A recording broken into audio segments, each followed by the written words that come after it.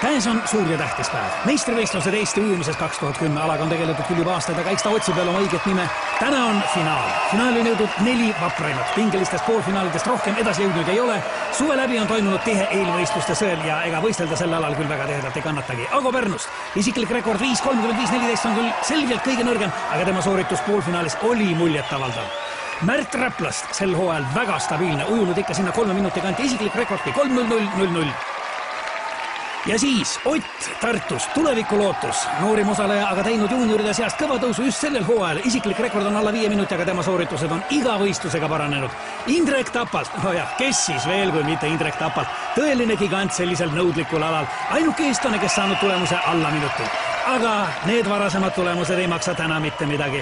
Rahvas elab oma sangaritele maruliselt kaasa, võistlejad siirduvad stardipakkudele. Aga võiks öelda, et on selle võistluse must hobune. Ja muidugi suur favoriit on ikkagi Indrek Tapalt. Maailmarekordid siin täna võib-olla tõesti ei sünni, aga Eesti rekord 12.14 on üle paljude aastate reaalselt ohus.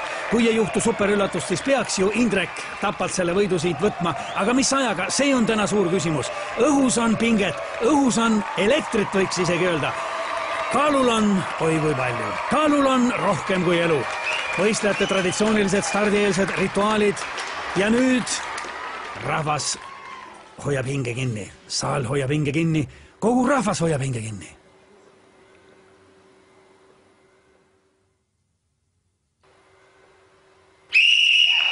Stardisignaal on antud. Alanud on võistluse esimene etapp, mis kuulub selle ala juurde, Eesti ujumise juurde. Ära tuleb juua pool liitrit viina. Stiilipunkte siin koguda ei ole vaja. Tähtis on tempo ja ennekõike muidugi mahud ja veel kord mahud. Ott, muide, kui huvitav fakt, väljaspool seda kuninglikku ala Eesti ujumist on tegu täis karsklasega. Ütlesin küll, et stiilipunktid siin ei loe, aga soliidsust säilitades ka sellel raskel hetkel näete Märti. Ja siin, millises tempos liigub Ago. Happukurk, ainus lubatud abivahend. Kohtunikud on sellega hoolega üle vaadanud, et sinna ei oleks pistetud midagi, mis võiks võistlejaid aidata. Ja siin on näha, et võistlejad on üha rohkem teiseks etapiks, distantsiks valmis. Märt, Ago, raske, on raske, aga nüüd tuleb meeste tahtejõud mängu. Otil veel raskem, aga ka tema on distantsiks valmis. Mehed lähevad stardipukkidele, tuleb fikseerida stardiasend ja see on võistluse üks raskemaid momente. Võiks öelda, see ongi kogu jõukatsumise üks võtmehetki. Väga paljud on pidanud alla vanduma just selles faasis, aga nemad ei ole ka finaalis. Siin on ju 4 kõige kangemat, aga ka neil on raskusi. Kus on pukk? Kuhu minna? Ei ole kätes seda jõudu, ei ole jalgadeski. Aga tuleb minna.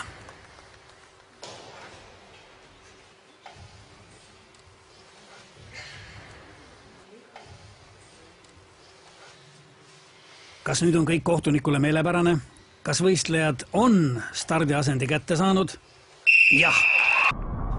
Kõlas vahestardisignaal. Väike hetk peataolekut, aga juba favoriit kogub ennast ja asub teile võidu suunas. Ago samal ajal stardipukilt lahkumata on mees põrandal ja see jäi tema viimaseks stardiks.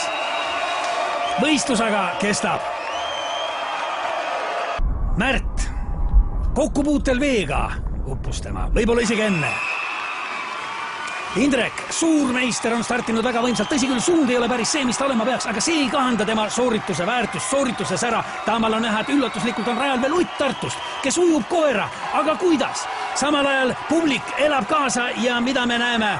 Indrekul on ilmselgeid raskusi ja ruudulik kohtuniku käes näitab võistluse enneaegset lõppu. Ott on võitnud, on uus meister puhtalt sellega, et pidas lõpuni vastu. Rahvas on hullumas, ei ole kedagi, keda see draama ei jätaks ükskõikseks. Milline üllatus, millised emotsioonid, siin ei ole vaja enam ennast tagasi hoida ja Ott paneb hinge alla veel pool liitrit viina, see on juba traditsiooniline võiduviin ja mida teeb Ott, kuhu läheb Ott?